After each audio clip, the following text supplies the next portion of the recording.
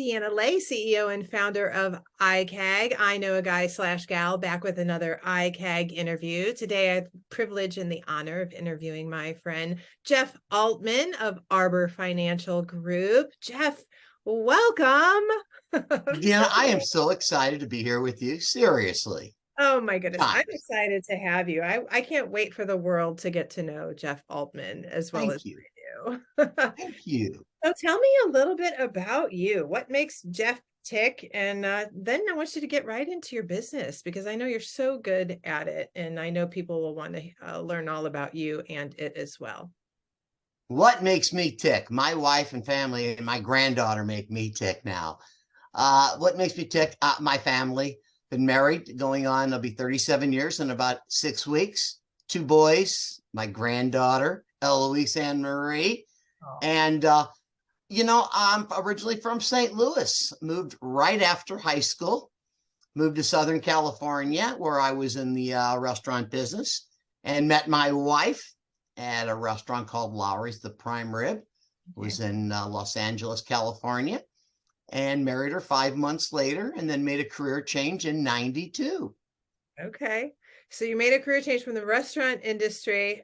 I don't want to gloss over the fact that you met and married your wife within 5 months because it's Yes. the best story. And my friends, here's what I have to tell you. You want to hear that story firsthand, along with how amazing his experience was at Lowry's, then you'll just have to reach out to Jeff That's and funny. meet with him. So, Yeah. okay. So you transitioned from the restaurant industry, and how you transitioned was pretty interesting in itself. So tell a little bit about that. It was. This gentleman came into the restaurant with this other gentleman, and they had a situation that occurred with a booth, and we didn't give booths to anyone. And the next day at 5 o'clock, this gentleman showed up and said, "Young man, you handled that situation nicely. Do you know who I was with?" And I said, "I have no idea." He says, "I was with the head of Fannie Mae." And Fannie Mae at that point, I'm like, that's a yo-yo company, a toy company. I had no clue what Fannie Mae was. And for 6 months, he wanted to dine my wife and I and tried to get me to make a career change. But since I was 14, all I'd known was restaurants, and finally made a career change, and it was the best thing I ever did. Awesome. So you went from helping people get the service they needed in the restaurant industry to helping people get the house of their dreams. Tell me a little bit about what you do with Arbor Financial Group. I just have relationships, mainly at this one. I'm very blessed to have some past clients back in California, building it here in St. Louis. And I still love what I do. It's so nice. I work on purchases, refinances. The nice thing is just seeing the faces change. The children that my wife and I sent gifts to when they were born, I'm now doing the loans for them. And that is the coolest thing in the world for me. And that's neat. So I just still have that passion. I love doing what I do still. That's very cool. And so tell me a little bit about your why. I guess I can probably gather enough information from what you've already shared, but for everybody watching or listening, what wakes you up excited to take on the day every day? The challenge of knowing that on that day, it could be that person, that first time home buyer, and you get hold of that lady on the phone and you're like, "Hi, Carol, I just want you to know that your loan is completely approved."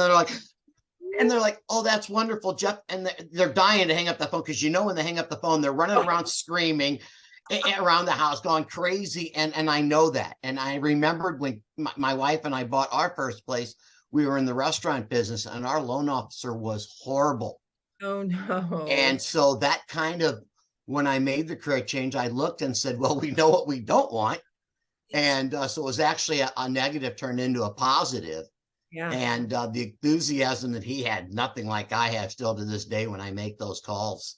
In particular, in a tougher market, as we're all in, when they've either been turned down or by another lender or something, it's a challenge.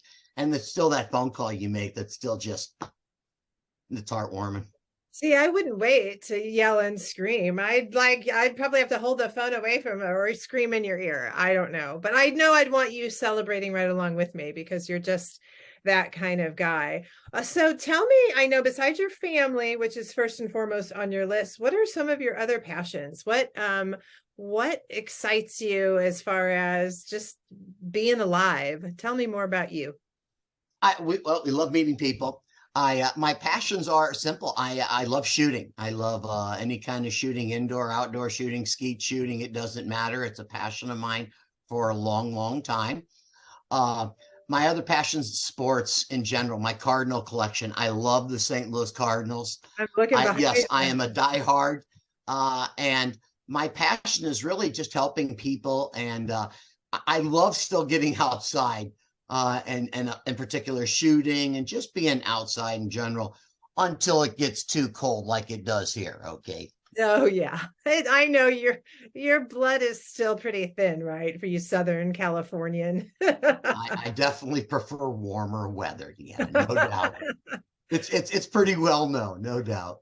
Well, but I heard a little rumor that my husband's actually a better skeet shooter than you. Is that true? No doubt about it. Your hubby is, I mean, that guy is like Billy the Kid. Come on.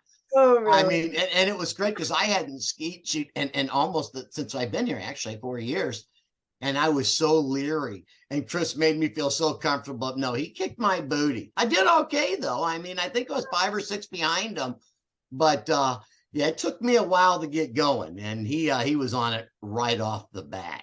Yeah, I'm sure he's the one that started that little rumor too. So don't let him fool you. It's a true rumor. I can't lie. He kicked my booty on that one. There's next year though. Oh, that's right. There's all you hear that, Chris Lay. That sounds like a The throwdown. challenge is there. Challenge accepted.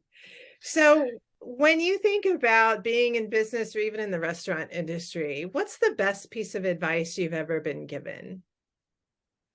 In the mortgage industry, it was really easy. A lady, my mentor, a lady that I've known for a long time, she looked at me and said, Jeff, to build your realtor business is the only advice I'm going to give you. Give good news fast and bad news faster. Mm. To this day, it was the greatest advice I've ever gotten, Deanna. It has saved many deals. It has saved relationships with agents that once they know things up front, they'll work with you to try to resolve it. And the best advice, no matter what. The restaurant business, the best advice I could tell people is just plan on working a lot of hours. And if you love it and have passion, good.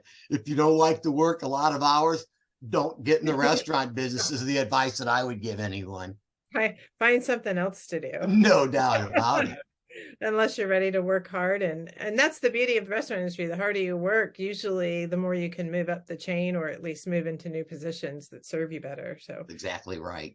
fantastic. So since starting your business, what would you say is the biggest lesson you've learned? I know you told me the best piece of advice, but any great lessons that you've learned that have made you into the business owner that you are today?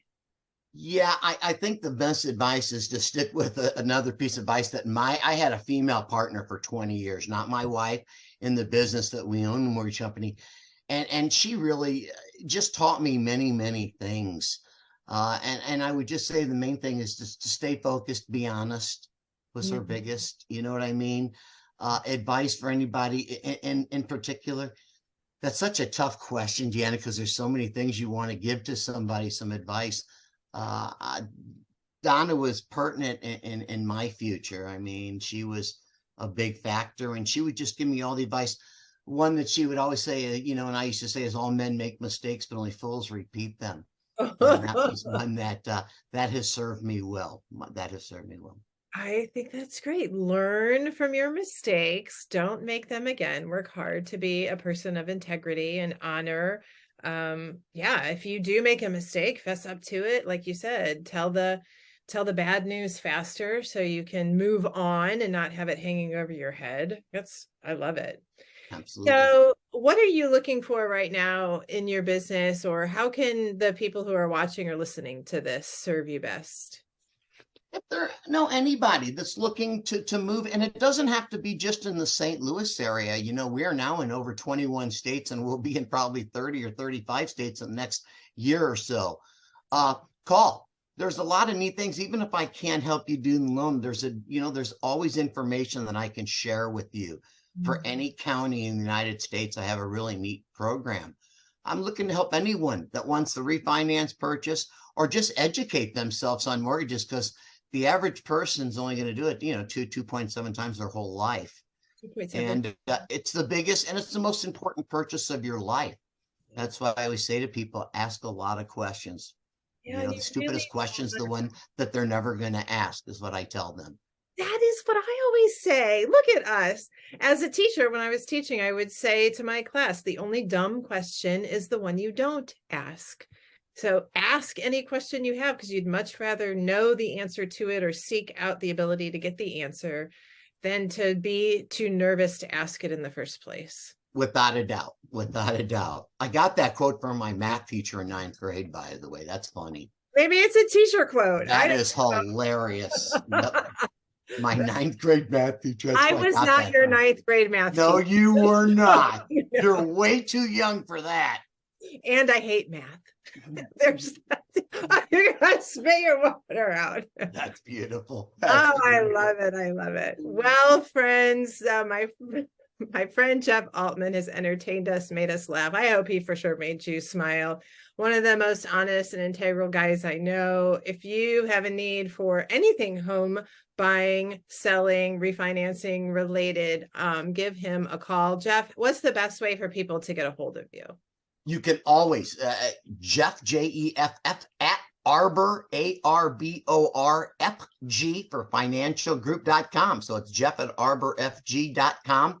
And I'm on it all the time. So email me. And if you're too embarrassed, you can ask it 2 or 3 times. It doesn't matter.